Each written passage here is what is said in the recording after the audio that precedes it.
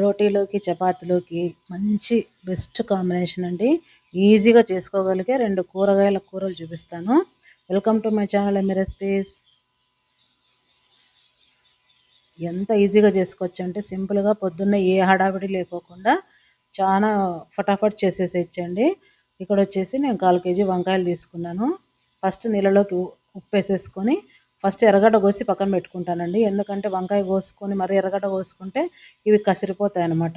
ఇలా వంకాయలు చిన్న చిన్న ముక్కలుగా కోసుకొని ఉప్పు నీళ్ళకి వేసుకొని ఇప్పుడు కడాయిలోకి కొద్దిగా పడుతుంది, దీనికి ఆయిల్ ఏమి ఎక్కువ వేసుకోవాల్సిన అవసరం లేదు.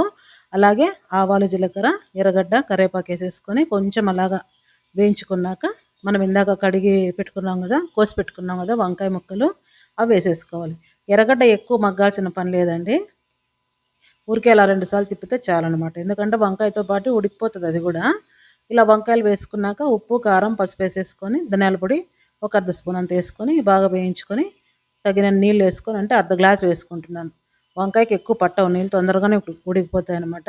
ఇలా మూసి పెట్టుకున్నాక నేను చూపిస్తున్నా కదా కొబ్బరిను, తెల్లబాయలు, అవి మిక్సీకి వేసి ఇందులోకి వేసుకోవాలి పొడి. చాలా బాగుంటుంది వేయడం వల్ల. ఇలా కొబ్బరి, తెల్లవాయల పొడి వేయడం వల్ల కూర మంచి రుచి వస్తుంది అనమాట చపాతీల్లోకి. ఇలా కొంచెం గట్టిగా అయ్యాక చిక్కబడ్డాక ఇంకా కొత్తిమీర వేసుకొని దించేసుకోవడమే. తొందరగా అయిపోతుందండి. వంకాయలు ఎంతసేపు ఉడుకుతాయి చెప్పండి. ఒక పక్క పిండి పిసుక్కుంటూ ఒక పక్క కూర చేసేసుకుంటే అయిపోతుంది పొద్దున్న ఏ హడావిడి లేకోకుండా. ఇలా కొత్తిమీర వేసేసుకొని మీకు ఇంకా గట్టిగా కావాలంటే ఇంకొంచెం సేపు పెట్టుకొని స్టవ్ బంద్ చేసుకోవడమే.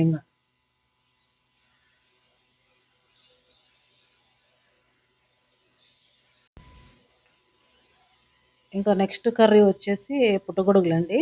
ఇది ఒక బాక్స్ తీసుకున్నాను. ఇవి వచ్చేసి నీళ్ళలో కొంచెం సాల్ట్ వేసుకొని, నేను ప్రతి కూరగాయ నీళ్ళలోకి సాల్ట్ వేసుకొని కడుక్కుంటాను. ఇలా నానబెట్టేసుకున్నాక బాగా చేత్తో పిసుక్కుంటున్నాను. దీని మీద ఏమైనా డస్ట్ ఉంటుంది కదా, దుమ్ము అలా మట్టి అట్లాంటిది, అందుకోసం ఇలా చాకుతో నీట్గా రిమూవ్ చేసుకున్నాను అనమాట. నీట్గా వచ్చేస్తుంది చాకుతో పైన పైన అలాగ అనేసుకుంటే. చూడండి ఎంత వచ్చిందో డస్ట్ అనేది, నీళ్ళల్లో చూపిస్తాను. ఇది చాలా హెల్త్కి చాలా మంచిదండి. మినరల్స్, విటమిన్స్, యాంటీ ఆక్సిడెంట్స్ చాలా ఉంటాయి. ఇది డైట్ చేసే వాళ్ళకు కూడా మంచి ఫుడ్ అని చెప్పొచ్చు. ఇలాగ వేరే నీళ్ళల్లోకి మార్చుకుంటున్నాను, ఎందుకంటే 2 సార్లు కడుక్కుంటే బాగా క్లారిటీగా వస్తాయి అనేసి. దీంట్లో విటమిన్ డి చాలా ఉంటుందండి, ఎముకలకు చాలా మంచిది. ఇలాగన్నీ చిన్న ముక్కలుగా కట్ చేసుకుంటున్నాను. ఈ మష్రూమ్ కూర చేస్తుంటే మా వాడు, ఏ మమ్మీ నాన్ వెజ్ చేస్తున్నావా, మంచి స్మెల్ వస్తుంది అన్నాడండి. టేస్ట్ కూడా అలాగే ఉంటుందన్నమాట. తినేటప్పుడులా లివర్ ఫ్రై లాగా ఉంటుందన్నమాట తినేటప్పుడు. సేమ్ నాన్ వెజ్కి ఏం తీసిపోదు, చాలా టేస్ట్ ఉంటుంది. ఇలా ఒక ప్యాన్ పెట్టేసుకొని ఆయిల్ వేసుకొని, దీనికి కూడా ఆయిల్ ఏమి ఎక్కువ పట్టదండి, 1 చెంచా అంతే. ఇంకా మామూలు ఆవాలు, జీలకర్ర, పచ్చికరివేపాకు, ఒక ఎర్రగడ్డ అనమాట. ఇది కూడా ఎక్కువసేపు వేయించుకోకుండా అలా 2-3 సార్లు తిప్పేసుకున్నాక అల్లం వెల్లుల్లి పేస్ట్ ఒక 1/2 స్పూన్ అంత వేసుకుంటున్నాను.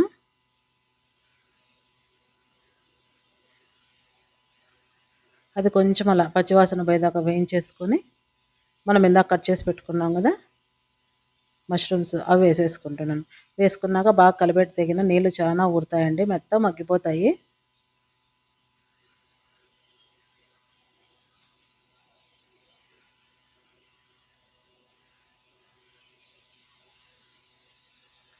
ఇప్పుడు ఇందులోకి తగినంత సాల్ట్, పసుపు, కారం.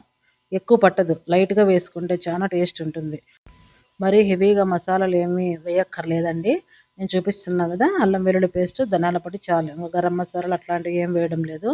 ఇది ఎంత లైట్గా వేసుకుంటే మసాలాలు ఎంత బాగుంటుంది. ఎందుకంటే మనము పుట్టగొడుగులు తింటున్న ఫీలింగ్ రావాలన్నమాట. మసాలాలన్నీ వేసేసుకుంటే తొక్కు తొక్కు అయిపోతుంది. ఇలాగ మూసి పెట్టడం వల్ల నీళ్ళు వచ్చేసినాయి కదా. కాఫీ గ్లాస్లో అర్ధమంత వాటర్ వేసుకుంటున్నానండి, చాలా అంత మాత్రము. ఇలా వేసి కలబెట్టి మూసి పెట్టేస్తే ఇంకా పర్ఫెక్ట్గా ఉడికిపోతుంది. లాస్ట్లో ధనియాల పొడి ఒక 1/2 స్పూను, కొబ్బరి పొడి 1.5 స్పూన్ వేసుకుంటున్నాను. అవి వేసేసుకొని దించేసుకోవడమే. ఎంత బాగుంటుందంటే మీరు ఒకసారి ట్రై చేయండి, చాలా బాగుంటుంది ఇది. ముఖ్యంగా చిన్నపిల్లలకు పెడితే ఇది చాలా హెల్తీ ఫుడ్ అండి. ఇది చిన్నపిల్లలు అంటే చదువుకునే పిల్లలకి. ఇంకా లాస్ట్లో కొత్తిమీర వేసేసుకొని దించేసుకోవడమే. దీంట్లోకి నేను ఫుల్కాలు చేస్తున్నానండి.